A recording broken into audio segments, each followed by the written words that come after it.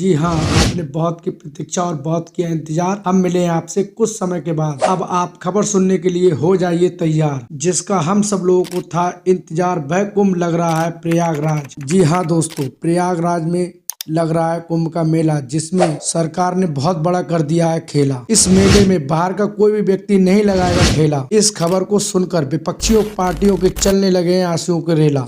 अब विपक्षी पार्टियों ने काट दिया है पेला।